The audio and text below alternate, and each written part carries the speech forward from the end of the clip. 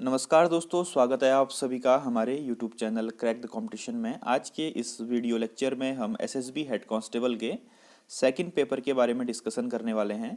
दोस्तों, SSB head constable का second paper जो है वो डिस्क्रिप्टिव इन नेचर होता है, जिसमें कि आपको ऐसे, निबंध लेखन, प्रिसाइज राइटिंग, लेटर राइटिंग और कॉम्प्रिहेंशन आपसे पूछा जाता है।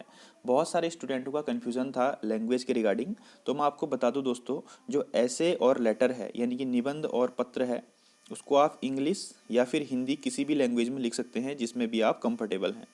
ठीक है, अगर आपको इंग्लिश अच्छे से आती है तो आप इंग्लिश में लिखिए, अगर आपको हिंदी आती है तो आप हिंदी में उसको लिख सकते हैं। लेकिन जो प्रिसाइज राइटिंग है और कॉम्प्रिहेंसिव है उसको आप सिर्फ इंग्लिश में देंगे। ठीक है, प्रिसाइज और कॉम्प्रिहेंशन जो है वो सिर्फ इंग्लिश में होगा। सभी क्वेश्चन 25-25 मार्क्स के होंगे और टोटल पेपर 100 मार्क्स का होगा, जो कि आपको 2 घंटे के अंदर पूरा करना पड़ेगा। ठीक है, इसके लिए टाइम है 2 आवर्स। तो इतनी बात आपको समझ में आ गई होगी दोस्तों। आने वाली स्लाइड्स में हम ऐसे और लेटर, प्रिसाइज और कॉम्प्रिहेंशन के बारे में बात करेंगे। तो सबसे पहले हम बात करते हैं ऐसे राइटिंग के बारे में, निबंध लेखन। ठीक है दोस्तों, निबंध लेखन एक बहुत ही महत्वपूर्ण टॉपिक होता है। और तो निबंध राइटिंग दोस्तों अगर 25 मार्क्स का है तो हमको कम से कम 400 से 500 शब्दों में अपने निबंध को लिखना है। 400 टू 500 वर्ड्स में हमको अपने जो ऐसे है उसको कंप्लीट करना है, चाहे हिंदी हो या चाहे इंग्लिश हो। ठीक, और सबसे पहले हमको क्या करना है ऐसे लिखने के लिए, सबसे पहले इंट्रोडक्शन, हिंदी में जिसको हम बोलते हैं प्रस्तावना। ठीक है, सबसे पहले हमको अपने टॉपिक का इंट्रोडक्शन लिखना है। फिर सेकंड आता है देखो बॉडी। बॉडी यानी कि उसके अंदर हम 2 से 3 हेडिंग जो हैं अपने टॉपिक से रिलेटेड बना सकते हैं। और लास्ट में आता है कंक्लूजन, जिसको हम हिंदी में बोलते हैं उपसंहार या फिर निष्कर्ष। ठीक है, ये 3 हमारे जो हैं ऐसे के पार्ट्स हैं। अभी मैं आप आने वाली स्लाइड्स में आपको बताऊंगा। और दोस्तों आप ब्लैक और ब्लू पेन का इस्तेमाल कीजिए, हेडिंग डालने के लिए ब्लैक पेन का इस्तेमाल कर सकते हैं और देन कंटेंट लिखने के लिए ब्लू पेन का इस्तेमाल कर सकते हैं। सबसे पहले आप टाइटल लिखेंगे, ठीक है, जो भी टाइटल आपको एग्जामिनर देगा। देन उसके बाद आप अपना कंटेंट लिखना शुरू करेंगे इंट्रोडक्शन से। और कहीं पर भी हमको काट पीट या फिर ओवर राइटिंग नहीं करनी है। इससे क्या होता है, जो एग्जामिनर होता है उसके माइंड में गलत इम्पैक्ट जाता है। ठीक है, तो दोस्तों आगे बढ़ते हैं ऐसे राइटिंग में। सबसे पहले हम इंग्लिश ऐसे से शुरुआत करते हैं। तो इंग्लिश का मैंने एक टॉपिक लिया है, बहुत ही इंपॉर्टेंट टॉपिक है, जो कि एसएससी के डिस्क्रिप्टिव एग्जाम्स में पूछा जा चुका है। तो बेटी पढ़ाओ बेटी बचाओ बेटी पढ़ाओ, जो कि गवर्नमेंट ऑफ इंडिया की एक बहुत महत्वाकांक्षी योजना है। तो सबसे पहले मैंने क्या लिखा, हेडिंग लिख दिया या टाइटल का हेडिंग लिख दिया, बेटी बचाओ बेटी पढ़ाओ। ठीक, देन ये है दोस्तों इंट्रोडक्शन। इंट्रोडक्शन में हमें क्या करना पड़ता है कि प्रस्तावना, जो भी हमारा टाइटल है, जो भी हमको टॉपिक दिया हुआ है उसके ऊपर एक प्रकाश डालना पड़ता है। ठीक है, कि ये टॉपिक क्या है। ठीक है ना, तो बेटी बचाओ बेटी पढ़ाओ क्या है दोस्तों, prime minister Narendra Modi has inaugurated a scheme for girls. Girls के लिए एक स्कीम है। It is to save the girl child and educate the girl child all over India. तो हमने एक बेसिक सा लाइट इसके फोकस मार दिया कि ये क्या है, कि ये गर्ल चाइल्ड को बचाने और उनको एजुकेट करने के लिए एक स्कीम है, जो कि गवर्नमेंट ऑफ इंडिया द्वारा 22 जनवरी 2015 को चलाई गई है। तो हमने इसके बारे में एक बेसिक इन्फॉर्मेशन यहाँ पर इंट्रोडक्शन में लिख दी। ठीक, तो उम्मीद करता हूँ आप इतनी बात समझ गए होंगे। अब नेक्स्ट हम आते हैं बॉडी में, जो मैंने आपको पहले बताया था। तो बॉडी में हम 2 से 3 हेडिंग लिख सकते हैं अपने टॉपिक के रिगार्डिंग। तो सबसे पहले मैंने इसमें एक हेडिंग बना दी, एम ऑफ बेटी बचाओ बेटी पढ़ाओ स्कीम। एम मतलब होता है लक्ष्य। तो बेटी बचाओ और बेटी पढ़ाओ जो स्कीम है उसका मुख्य उद्देश्य क्या है। ठीक है दोस्तों, तो एक संक्षेप में मैंने यहाँ पर उसका उद्देश्य लिख दिया, समराइज कर दिया उसके उद्देश्य को। इसका एम क्या है, the drop in girl child sex ratio, तो लिंगानुपात में कमी। और वुमेन चाइल्ड डेवलपमेंट, इसका एम है हेल्थ केयर और फैमिली वेलफेयर की फैसिलिटी गर्ल्स को मिले। और ह्यूमन रिसोर्स एंड डेवलपमेंट। ठीक है, तो ये क्या है, एम ऑफ बेटी बचाओ बेटी पढ़ाओ स्कीम। ठीक, तो एक टॉपिक तो एक हेडिंग ये होगी हमारी एम। नेक्स्ट हेडिंग है रीजन्स फॉर बेटी बचाओ बेटी पढ़ाओ इनिशिएटिव। तो इसके पीछे क्या क्यों लेना पड़ा गवर्नमेंट को ये स्टेप, या ये बेटी बचाओ बेटी पढ़ाओ अभियान क्यों बनाना पड़ा, इसके पीछे क्या रीजन थे। क्यों लो चाइल्ड सेक्स रेशियो, ठीक है, जो मेल और फीमेल का लिंगानुपात है उसमें फीमेल का लिंगानुपात कम है। ठीक है, ये बताया गया है। इसमें यूनिसेफ की एक डेटा दिया हुआ है, अगर आपको डेटा याद है तो और अच्छा है। ठीक है, डेटा भी इसमें इंक्लूड कर लीजिए। और क्राइम अगेंस्ट वुमेन क्यों इसकी आवश्यकता बढ़ी? क्योंकि महिलाओं के प्रति जो है अपराध बढ़ सकते हैं, अपराध बढ़ रहे हैं, ठीक है। आप विभिन्न एग्जांपल्स दे सकते हैं जो भी हमारी अभी सोसाइटी में घटित हुए हैं, ठीक है। अगर और भी आपको इसमें कोई हेडिंग आपके दिमाग में आ रही है तो आप उसको ज़रूर बनाइए, ठीक है ना। आपके दिमाग में जितनी हेडिंग आ रही हैं आप उसको बना सकते हैं। देन मैंने इतना बना दिया। अब लास्ट में मैं इसको कंक्लूड कर देता हूँ। कंक्लूड में मतलब कि इससे क्या इम्पैक्ट पड़े हैं हमारी सोसाइटी के ऊपर। द बेटी Bachao Beti Padhao scheme is an initiative by the government to address issue, ठीक है। दिस इनिशिएटिव अंडर और हम देयर फोर, लास्ट में देयर फोर जहाँ पर हम कंक्लूड करते हैं, people now have serious impact to work for girls child upliftment in the society. यानी कि इससे हमारे सोसाइटी पे क्या इम्पैक्ट पड़ा है इस स्कीम से, कि जो लोग हैं वो अब सीरियस हो गए हैं महिलाओं के प्रति, और चाइल्ड अपलिफ्टमेंट यानी कि अपने बच्चों को पढ़ा रहे हैं। तो इस प्रकार से हम इनको लिख सकते हैं, ठीक है। और 400 to 500 वर्ड्स में आप इसको लिख सकते हो, ठीक है दोस्तों। तो ये एक आइडियल मेथड है इंग्लिश में ऐसे राइटिंग करने का। उम्मीद करता हूँ आप इसको समझिए होंगे। इनकी पीडीएफ लगा दूंगा टेलीग्राम ग्रुप में, वहाँ से आप देख सकते हैं। और दोस्तों एक इम्पोर्टेंट टॉपिक मैं आपको बताना चाहता हूँ कि कोविड-19 इम्पैक्ट, जो भी कोविड-19 वायरस चल रहा है तो उसका इम्पैक्ट हमारे उसमें क्या पड़ा। तो ऐसे क्वेश्चन भी पूछा जा सकता है ऐसे के लिए, ठीक है ना। कोविड-19 इम्पैक्ट ऑन हो सकता है पूछ लेगी एमएसएमई पे इसका क्या इम्पैक्ट पड़ा, मीडियम स्मॉल और मीडियम इंटरप्राइजेज, ठीक है। माइक्रो स्मॉल और मीडियम इंटरप्राइजेज पे इसका क्या इम्पैक्ट पड़ा। दूसरा है दोस्तों एजुकेशन पे, एजुकेशन और एम्प्लॉयमेंट पे इसका क्या असर पड़ा। और तीसरा है कि बिजनेस पर इसका क्या असर पड़ा, ठीक है ना। और कंट्री की इकोनॉमी पर इसका क्या असर पड़ा, ठीक है ना। ये भी एक इम्पोर्टेंट टॉपिक हो सकता है, समझ रहे हो मेरी बात को। और India China conflict, India Pakistan conflict, ठीक है, इस पे भी आप टॉपिक तैयार कर सकते हैं अपने आने वाले एग्ज़ाम के लिए, ठीक। अब हम बात करते हैं हिंदी में जो ऐसे है उसके राइटिंग की, ठीक है। तो दोस्तों नेक्स्ट अब हिंदी में जो मैंने टॉपिक लिया है वो लिया है मैंने महिला सशक्तिकरण यानी कि विमेन एम्पावरमेंट पे, ठीक है। तो महिला सशक्तिकरण का हमने यहाँ पर टाइटल लिख लिया। देन प्रस्तावना कि महिला सशक्तिकरण क्या है। तो महिला सशक्तिकरण क्या है कि यह प्रश्न उठता है कि क्या महिलाएं सचमुच में मजबूत बनी हैं, क्या उनके संघर्ष का समय खत्म हो चुका है। तो इस प्रकार से हमने क्या किया, एक प्रस्तावना बना दी महिला सशक्तिकरण की, ठीक है। देन उसके बाद हमने यहाँ पर इसकी हेडिंग बना दी कि महिलाओं की विकास की ज़रूरत क्यों है। यानी कि जो विमेन एम्पावरमेंट है उसके जो बेसिक है उसको हमने समझा दिया यहाँ पर, क्यों हमको महिलाओं का एम्पावरमेंट करना चाहिए, ठीक है। अपने देश में उच्च लैंगिक स्तर में असमानता है, जहाँ पर महिलाएं बुरे बर्ताव से पीड़ित हैं, यानी कि बाहर उनको एक अच्छे नज़रिए से नहीं देखा जाता है, ठीक है। और अनपढ़ों की संख्या में महिलाएं सबसे अव्वल हैं। तो इस प्रकार से हमने उसको एक उसमें ढाल दिया कि महिलाओं के विकास की ज़रूरत क्या है, ठीक। और नेक्स्ट है कि सरकार की योजनाओं के प्रभाव, यानी कि सरकार ने महिला सशक्तिकरण विमेन एम्पावरमेंट के ऊपर जो भी योजनाएं बनाई हैं उनका क्या प्रभाव पड़ा है, कि इस महिला शिक्षा में बढ़ोतरी हुई है, ठीक है, सुधार आया है। हम इस प्रकार से कुछ डेटा भी दे सकते हैं, ठीक है दोस्तों। और नेक्स्ट ये हमारे क्या हो गए थे, इसमें बॉडी के अंदर हेडिंग्स हो गई, ठीक। अब नेक्स्ट हमने क्या कर दिया, इसमें इसको कंक्लूड कर दिया कि हमें क्या हटाना होगा, जो पितृसत्तात्मक और पुरुष प्रभाव की व्यवस्था है उसको हटाना होगा, ठीक है। और संवैधानिक और जो हमारी पुरानी रूढ़िवादी विचार हैं उनमें हमको बदलाव लाना होगा। तो ये क्या है हमारा एक निष्कर्ष यानी कि उपसंहार है, जिसको हम हिंदी में उपसंहार या फिर निष्कर्ष कहते हैं, इंग्लिश में इसको बोलते हैं कंक्लूजन। तो आपने दो सैंपल देखे, इंग्लिश ऐसे राइटिंग और हिंदी ऐसे राइटिंग का, ठीक है। तो अगर आपको अच्छा लग रहा है तो दोस्तों इसको अधिक से अधिक शेयर कर देना, और इसका पीडीएफ जो है टेलीग्राम ग्रुप में आपको मिल जाएगा, ठीक। तो नेक्स्ट हम बात करते हैं दोस्तों लेटर राइटिंग की। तो लेटर को आप पत्र को भी आप हिंदी और इंग्लिश जिस भाषा में आप कंफर्टेबल हैं उस भाषा में लिख सकते हैं। यहाँ पर मैं आपको इंग्लिश और हिंदी दोनों पत्रों को आपको दिखाऊंगा, सैंपल दिखाऊंगा आपको, ठीक है, कैसे लिखना है। दोस्तों यहाँ पर दो प्रकार के पत्र आपसे पूछे जा सकते हैं, एक तो फॉर्मल और एक इनफॉर्मल, ठीक है। फॉर्मल मतलब होता है ऑफिशियल औपचारिक, और इनफॉर्मल का अर्थ होता है अनौपचारिक। फॉर्मल हम किसको लिखते हैं दोस्तों, जो एक कंप्लेन लेटर होता है किसी अथॉरिटी को, एडिटर को, न्यूज़ एडिटर को, ठीक है। समाचार पत्र के संपादक को लिख सकते हैं, कोई गवर्नमेंट ऑफिशियल को लिख सकते हैं, कोई बैंक अधिकारी को लिख सकते हैं, ठीक है, जो कि ऑफिशियल होता है। इसमें हमारी लैंग्वेज स्टैंडर्ड होनी चाहिए, ऑफिशियल लैंग्वेज होनी चाहिए, ठीक। नेक्स्ट होता है इनफॉर्मल, जैसे कि हम अपने मित्र को लिख रहे हैं, धन्यवाद पत्र लिख रहे हैं, ठीक है। अगर कोई हमारा मित्र कहीं सक्सेस हो गया, कोई एग्ज़ाम में क्लियर कर दिया उसने, तो वहाँ पर लिख रहे हैं, या बार पास हो गया, ट्वेल्थ का एग्ज़ाम क्लियर कर दिया, या किसी ने आपको कोई गिफ्ट भेजा है तो उसको थैंक यू, तो ये इनफॉर्मल होता है, ठीक है। और इसमें आप जो हमारी कॉमन लैंग्वेज है कैजुअल लैंग्वेज वो भी यूज कर सकते हो। ठीक है, तो सबसे पहले ध्यान देखिए, और जो लेटर राइटिंग है दोस्तों 150 टू 250 वर्ड्स के बीच में कंप्लीट हो जानी चाहिए। ठीक है, अब सबसे पहले हम इसकी बात करते हैं, इसका फॉर्मेट कैसा होना चाहिए। तो सबसे पहले हम हिंदी का लेटर ले रहे हैं इसमें अभी। क्वेश्चन है, यमुना को प्रदूषण से बचाने की समीक्षा करते हुए किसी समाचार पत्र के संपादक को पत्र लिखिए। तो ये ऑफिशियल लैंग्वेज, ऑफिशियल लेटर हो गया। ठीक है, फॉर्मल लेटर हो गया। तो सबसे पहले सेंडर का एड्रेस होता है, आपका एड्रेस, आप कहाँ से भेज रहे हैं।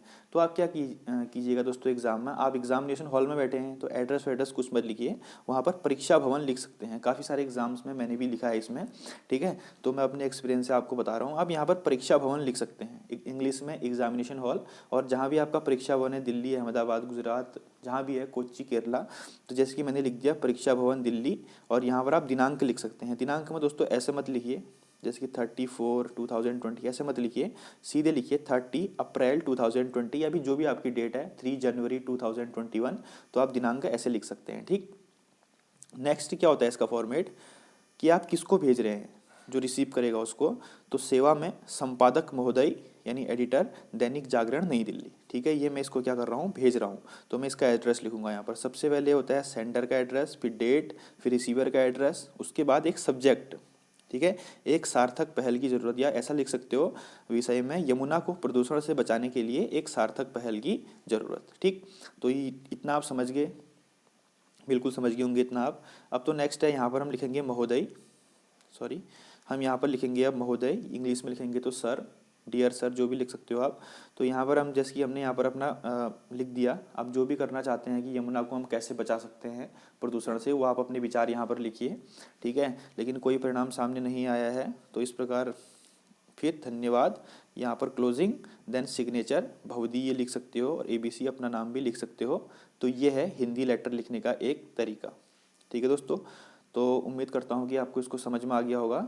अब ऐसे करके एक इंग्लिश लेटर है यहाँ पर, ये भी ऑफिशियल लेटर है। इसके बाद मैं आपको इनफॉर्मल लेटर दिखाऊंगा जो कि आप अपने मित्र को लिख रहे हो।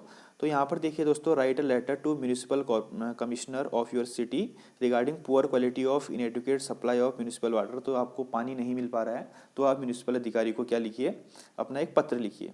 You are the president of SWA Gulmohar colony Bhopal, जो भी आपके बारे में बताया गया है, वहाँ यहाँ पर वर्ड्स भी दिया गया है 150 से 250 वर्ड में। तो मैंने यहाँ पर लिख दिया दोस्तों एग्जामिनेशन हॉल, मेरा एग्जामिनेशन हॉल न्यू दिल्ली में है, तो मैं न्यू दिल्ली लिख देता हूँ। और यहाँ पर डेट लिख दी मैंने, जैसे मैंने आपको पहले बताया था कि मंथ का नेम आप लिखेंगे।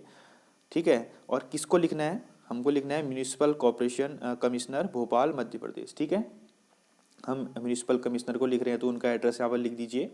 उसके बाद यहाँ पर सब्जेक्ट है, सब्जेक्ट तो आपको मैंडेटरी लिखना है, poor quality and inadequate supply of municipal water. ठीक, तो ये फॉर्मेट तो आपको समझ में आ गया होगा, ध्यान से देख लीजिए इसको एक बार। देन हमने यहाँ पर अपना कंटेंट लिख दिया, फिर यहाँ पर लिख दिया सर, यहाँ पर सर लिखेंगे। Then I on the behalf of resident, जो भी आप यहाँ पर लिखना चाहते हो। देन क्लोजिंग, उसके बाद signature, yours truly Meera president HWA, जो भी आपका डेजिग्नेशन है या जो भी आप है। ठीक है, तो दोस्तों ये था हमारा इंग्लिश में फॉर्मल लेटर। ठीक है, इसी प्रकार से एक होता है इनफॉर्मल लेटर।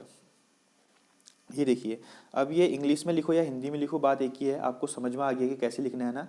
तो ये इनफॉर्मल लेटर मैं आपको बता रहा हूँ। Write a letter your friend to congratulating him on her success in 12th board exam. तो यहाँ पर examination hall Rohini, New Delhi, sender का एड्रेस, डेट, और जो यहाँ पर आपका फ्रेंड है, मैंने कहा था नहीं इसको कैजुअल लैंग्वेज में लिखते हैं, तो सीधे कोई एड्रेस नहीं लिखना है। जैसे कि आपकी फ्रेंड मुस्कान है, तो आप सीधे लिखिए डियर मुस्कान, इसमें सब्जेक्ट वब्जेक्ट कुछ नहीं आता है। ठीक है, डियर मुस्कान लिख दिया। देन उसके बाद आप लिख सकते हो my happiness is to knew, जो भी आपका है कि मुझे खुशी हुई है कि आप 12th में पास कर गए हो। और क्लोजिंग में आप सिग्नेचर में क्या क्या लिख सकते हो, यूर लविंगली लिख सकते हो, लॉट्स ऑफ लव लिख सकते हो, बेस्ट विशेष लिख सकते हो। ठीक है, यहाँ पर अपना नाम। तो ये था इनफॉर्मल लेटर, समझ रहे हो दोस्तों। हिंदी में भी यही होगा, परीक्षा भवन और डेट और प्रिय, जो भी है ABC। ठीक है ना, ये आप लिख सकते हो इनफॉर्मल लेटर के अंदर। तो अब है दोस्तों प्रिसाइज राइटिंग। प्रिसाइज का मतलब होता है संक्षेपण, यानी कि इसमें क्या होता है दोस्तों, ध्यान से सुनिएगा। आपको एक पैसेज दिया जाता है जो काफ़ी लंबा होता है। ठीक है, वो थोड़ा लंबा हो सकता है 200 से 300 वर्ड का हो, या 400 से 500 वर्ड का हो, जो भी है। तो वहाँ पर आपको एक पैसेज दिया होगा। ठीक, हमको उसको क्या करना है, शॉर्ट करके लिखना है। दोस्तों प्रिसाइज का अर्थ होता है टू द पॉइंट बात करना, टू द पॉइंट बोल सकते हैं, या फिर शार्पली डिफाइंड, इसको शार्प तरीके से डिफाइंड करो, टू द पॉइंट बात करो, या फिर माइन्यूटली एक्सट्रैक्ट करके उसके अंदर से मेन मेन पॉइंट हमको निकाल के साइड करके उसको लिखना पड़ता है, उसे बोलते हैं प्रिसाइज राइटिंग। हिंदी में इसको बोलते हैं संक्षेप करना या संक्षेपण। ठीक है, ये सिर्फ इंग्लिश में आएगा, इसमें हिंदी का कोई ऑप्शन आपके पास नहीं होगा, ये सभी को इंग्लिश में करना पड़ेगा। ये 25 मार्क्स का आएगा। और इसके लिए आपको क्या करना है, सबसे पहले अपने पैसेज को ध्यान से पढ़ना है और उसकी मेन थीम के को समझना है, आपको अंडरस्टैंड करना है। ठीक है, कि क्या बोलना चाह रहा है इस पैसेज के अंदर, और उसके मेन मेन पॉइंट बना के आपको अपनी प्रिसाइज में लिखने हैं छोटा करके। ठीक है, सबसे पहले इसको रीड करना ध्यान से, एग्जामिनेशन में समझना, और जो जो आपको लाइन इंपॉर्टेंट लग रही है अपने दिमाग के अनुसार, जो भी आप वहाँ पर समझ पा रहे हो, तो उन लाइन को क्या कर देना, वहाँ पर अंडरलाइन कर देना। ठीक है, और कभी भी डेटा, एग्जाम्पल या अपने मन से कोई भी क्वेश्चन इसमें ऐड मत करना। ठीक है, जो भी वहाँ पर पैसेज में पूछा गया है उसके रिगार्डिंग टू द पॉइंट बात कर सकते हो। ठीक है, तो यहाँ पर देखते हैं एग्जाम्पल कि कैसे प्रिसाइज राइटिंग। देखिए दोस्तों, यहाँ पर एक बहुत बड़ा दिया है कि यहाँ पर क्वालिटीज़ ऑफ गुड मैन, एक अच्छे आदमी में क्या क्या क्वालिटी होनी चाहिए वो यहाँ पर बताया गया है। We all know that we mean by good man the ideally good man. ये बहुत लंबा दिया हुआ है, इसमें बहुत सारी खिचड़ी दी हुई है, रायता फैलाया हुआ है, तो हमको क्या करना है, इसको शॉर्ट करना है। ठीक है, तो आप इसको ध्यान से पढ़ना। ठीक, ध्यान से पढ़ने के बाद जो जो मेन पॉइंट आपको इसमें लगेंगे, जैसे कि मुझे लग रहा है कि यहाँ पर ideally good man does not drink और smoke, avoid bad language and, ये मेरे को लग रहा है यहाँ पर तक का, तो मैं क्या लिख दूंगा, वहाँ पर एक पॉइंट बना के लिख दूंगा कि जो गुड मैन होता है वो डज नॉट ड्रिंक, स्मोक नहीं करता है, बैड लैंग्वेज को अवॉइड करता है। ठीक है, तो ये मेरा एक पॉइंट है यहाँ पर बन गया। तो इसी प्रकार से जैसे कि कुछ और आपको अच्छा लग रहा है इसमें पॉइंट, तो आप उसको भी लिख सकते हैं। ठीक है, ऐसा लिख सकते हो, ही में encourage patriotism and military training, जो अच्छा आदमी होता है वो मिलिट्री ट्रेनिंग, देशभक्ति उसके अंदर होती है। ठीक है, ही में प्रमोट इंडस्ट्री, इस प्रकार से आप इसको अंडरलाइन कर सकते हो और वहाँ पर अपने उसमें बना सकते हो। ठीक, तो देखिए दोस्तों, इसका हमने इसको समराइज किया है, तो इसका आंसर ये हो जाएगा। देखो वो उतना लंबा था, हमने इसको शॉर्ट कर दिया है।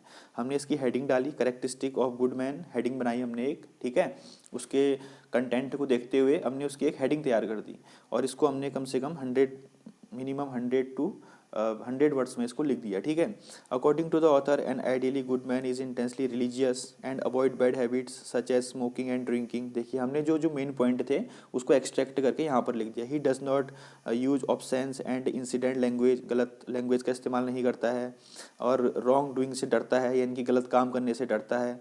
ठीक है, ही इज़ प्रोफेशनली ड्यूटीफुल, वो ड्यूटीफुल होता है। Take active interest in promoting patriotism, मैंने जैसे कि आपको पहले बताया था कि क्या करता है, जो देशभक्ति है, सोल्जर, जो फौज वाले काम है उनमें बढ़ चढ़ कर हिस्सा लेता है। ठीक है, तो इस प्रकार से हमने इसको क्या कर दिया, प्रिसाइज कर दिया, छोटा कर दिया। ठीक है, तो इसको देख लीजिए दोस्तों कैसे करना है। और एक और है, ठीक है, एक ये प्रिसाइज, एक ये बड़ा पैसेज है, हमने इसको छोटा बना दिया। ठीक है, तो इनकी पीडीएफ लगा दूंगा टेलीग्राम में, आप वहाँ से ले लेना इनको। और बाकी मैंने आपको मेन मेन पॉइंट इसमें बता दिए कि क्या करना है और क्या नहीं करना है। प्रिसाइज राइटिंग में आप एग्जाम्पल ऐड मत कीजिए, कहीं पर भी देखिए इसमें अगर दैट इज़ लिखा होता है आपके पैसेज में, वो एग्जाम्पल होता है, उसको भी मत कीजिए ऐड। ठीक है, और अपनी तरफ से कोई भी क्वेश्चन मत पूछिए। ठीक है दोस्तों, तो ये इसमें कुछ महत्वपूर्ण बातें होती हैं जो आपको ध्यान रखनी है। अगला है दोस्तों कॉम्प्रीहेंसन। कॉम्प्रीहेंसन 25 मार्क्स का आएगा। इसमें आपको पैसेज दिया जाएगा एक, ठीक है, और उस पैसेज से रिलेटेड 5 से लेकर 10 क्वेश्चन आपसे पूछे जा सकते हैं, और प्रत्येक क्वेश्चन कुछ मार्क्स कंटेन करेगा। टोटल 25 मार्क्स का हो जाएगा। ठीक है, अगर 5 क्वेश्चन आ रहे हैं तो दोस्तों एक क्वेश्चन 5 मार्क्स का होगा। और आपको क्या करना है कि इस कॉम्प्रीहेंशन को ध्यान से पढ़ना है, और इसी से रिगार्डिंग क्वेश्चन आपसे वहाँ पर पूछे जाएंगे। तो इसमें आपकी इंग्लिश लैंग्वेज चेक की जाती है कि आप इंग्लिश में कितने अच्छे हैं। ठीक है दोस्तों, तो ये तो आप सभी को बेसिक सी चीज़ है, सिर्फ इंग्लिश में ही आएगी। जैसे कि यहाँ पर मैंने एक छोटा सा पैसेज लिया है। ठीक है, एक पैसेज यहाँ पर मैंने लिया है, इसको आप ध्यान से पढ़ेंगे कि इसमें क्या पूछा गया है, क्योंकि पैसेज आपने बहुत किए हुए हैं, आपने और कोई भी एग्ज़ाम देते होंगे तो वहाँ पर भी पैसेज पूछे जाते हैं, और इस प्रकार से यहाँ पर आपसे इसमें इससे रिलेटेड क्वेश्चन पूछे जाएंगे। ठीक है, 1 2 3 4 और 5 क्वेश्चन, चाहे कितने भी क्वेश्चन पूछे जाएँ, तो आपको ध्यान से देखना है। और सबसे पहले क्या करना बताऊँ, आप क्वेश्चंस को पढ़ लेना एक बार। ठीक है, पैसेज को पढ़ने से पहले आप क्वेश्चंस को पढ़ लेना और उनके की पॉइंट लिख लेना, जो भी की वर्ड्स होते हैं उसको लिख लेंगे। ठीक है, जैसे कि यहाँ पर है कि दे किसके लिए यूज हुआ है, तो दे कहीं पर भी पैसेज में लिखा होगा, तो आप की वर्ड्स को लिख लीजिए और उनके हिसाब से फिर पैसेज को रीड कीजिए ध्यान से। ठीक है, एक एक लाइन करके रीड कीजिए और उसमें आपको आंसर जरूर मिल जाएंगे। और कुछ एंटोनिम्स सिनोनिम्स से भी याद करके ले जाइए, हो सकता है वहाँ पर पूछ लिए जाए, ठीक है, यानी कि अपोजिट और सिमिलर वर्ड्स। तो दोस्तों ये थे हमारे आज के कुछ पेपर 2 के, मैंने आपको कुछ टॉपिक बताए, ठीक है। और अगर आप इनकी पीडीएफ चाहते हो तो टेलीग्राम ग्रुप को ज्वाइन कर सकते हैं, उसका लिंक डिस्क्रिप्शन बॉक्स में दिया हुआ है। और अगर इसमें कुछ कमी है तो प्लीज़ कमेंट बॉक्स में ज़रूर मेंशन कीजिए, मैं उसको क्लियर कर दूंगा। और कुछ टॉपिक्स मैं आपको टेलीग्राम ग्रुप में दे दूंगा, आप उनके ऊपर लेटर या फिर ऐसे लिख के या प्रिसाइज करके हमें सेंड कर सकते हैं टेलीग्राम ग्रुप में, ठीक है। थैंक यू दोस्तों, जय हिंद जय भारत।